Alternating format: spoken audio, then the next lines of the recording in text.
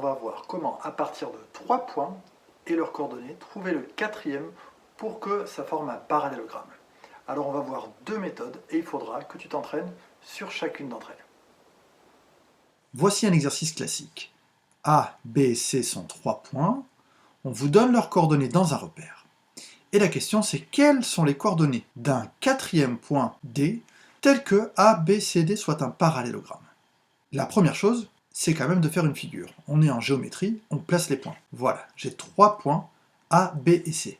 Avant de commencer, attention, pour finir un parallélogramme, il y a plusieurs possibilités. Mon quatrième point peut être placé par là, il peut être placé par ici, ou il peut être placé encore ici. Donc, pour avoir une idée d'où est-ce que va se placer notre point, il faut bien lire l'ordre des lettres. Donc A, puis B, puis C, puis D. Parmi les 3 possibilités, c'est celle-ci que l'on cherche. A, puis B, puis C, puis on continue de tourner dans le même sens, pour chercher notre quatrième point. Pour finir un parallélogramme, nous allons voir deux méthodes qu'il faudra justifier, chacune, par un calcul. Toutes les deux sont aussi valables l'une que l'autre. La première méthode, c'est de trouver le point D sur le graphique, et ensuite de démontrer par un petit calcul que la figure obtenue est bien un parallélogramme. J'ai mes 3 points A, B, C, je sais que le quatrième va être par là, je pense que D, c'est celui-là. Je le dis, je pense que D a pour coordonnées -1 et -2. Je vais vérifier maintenant que A, B, C, D, pour ces coordonnées-là, est bien un parallélogramme. En prenant deux vecteurs formés par deux côtés opposés, par exemple AB et DC, ou alors CB et DA, ce que l'on veut, et je montre qu'ils ont même coordonnées, ces deux vecteurs. Par exemple, je vais montrer que mes vecteurs AB et DC, ils sont égaux. D'une part, les coordonnées de mon vecteur AB sont xb moins xa, yb moins yk, je l'écris. Je remplace ensuite 1, moins 3, 4, moins 1. J'obtiens -2 et 5. Un petit coup d'œil sur mon graphique. Pour aller de A vers B, je fais bien 2 vers la gauche et 5 vers le haut. J'ai juste.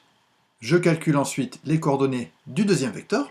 La formule ici, pour ceux qui se mélangent un peu les pinceaux, vous le faites toujours en regardant ici. C'est toujours lui moins lui, donc xc moins xd, yc moins yd, et je l'écris. Je n'ai plus qu'à remplacer. Et donc, -3 moins -1 et 3 moins 2, ce qui donne -3 plus 1, c'est-à-dire -2, et 3 plus 2, c'est-à-dire 5. Je vérifie, c'est bien 2 vers la gauche et 5 vers le haut. Qu'est-ce que j'ai obtenu? 2 fois la même chose, je le dis, les vecteurs AB et DC sont bien égaux, donc ABCD est un parallélogramme pour le point D qui a pour coordonnées -1 et -2. Cette première méthode, elle marche très bien lorsque les points ici ont des jolies coordonnées entières et que je peux placer facilement le quatrième point. Alors si on vous donne des coordonnées qui sont moins pratiques, parce qu'elles sont très grandes, parce qu'elles sont à coordonnées qui ne sont pas entières, et du coup ça va être moins pratique de trouver exactement les coordonnées du point D, il faut savoir le faire d'une autre façon. L'idée ça va être de calculer les coordonnées de deux vecteurs qui vont être égaux parce que ABCD est un parallélogramme, en remplaçant au maximum. Mais pour D, comme je ne le connais pas, je laisserai les coordonnées XD, YD. Puis, comme j'ai un parallélogramme, j'ai égalité, et je résous une petite équation. Allez, je vous montre à quoi ça ressemble. Avant de commencer, je me fais un petit schéma. A, B, C, D. C'est un petit schéma pour réfléchir, pour ne pas se mélanger les pinceaux avec les vecteurs qui doivent être égaux. A, B, C, D est un parallélogramme, donc j'écris A, B, C, D. Ensuite, je choisis sur ce petit schéma quels sont les vecteurs qui vont être égaux. Ça pourrait être le vecteur AD et le vecteur BC par exemple. Attention, j'ai choisi cela, mais on pourrait choisir aussi AB et DC, ou CD et BA, ou DA et CB. Eh bien je dis, je calcule les coordonnées de ces deux vecteurs, donc d'une part, j'ai le vecteur AD, je remplace au maximum, et dans cette méthode, je ne connais pas encore les coordonnées du point D. J'écris XD, YD. Et dans la formule, je remplace au maximum. Le vecteur AD, il a pour coordonnées XD moins XA, YD moins YK. Je remplace au maximum, ce qui donne XD moins 3 et YD moins 1, c'est-à-dire YD plus 1. Je ne peux pas aller plus loin. Je calcule ensuite les coordonnées du deuxième vecteur, le vecteur BC. Le vecteur BC il a pour coordonnées xc moins xb, yc moins yb. Quand je remplace, j'obtiens moins 3, moins 1 et 3, moins 4, ce qui donne moins 4 et moins 1. Celui-là, je peux le vérifier.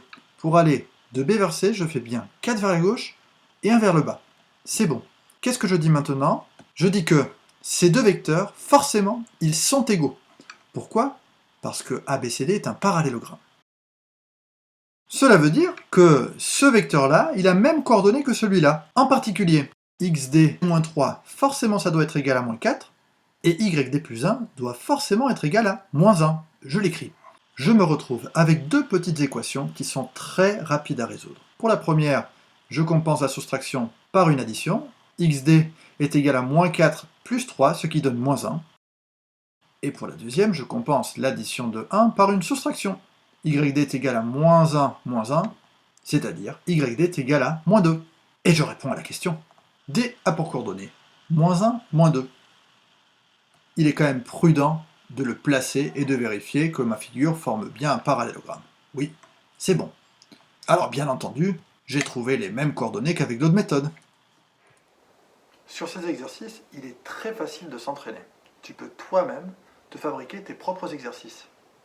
Pour vous entraîner, vous prenez un repère, vous placez 3 points. Je vous conseille de les appeler parfois A, B, C, parfois avec d'autres lettres, E, F, G, ou des lettres qui ne soient pas suivies, pour vous habituer à faire des calculs dans des exercices différents. Et vous vous posez la question, quelles sont les coordonnées d'un 4e point, tel que ça finisse un parallélogramme. Bon travail!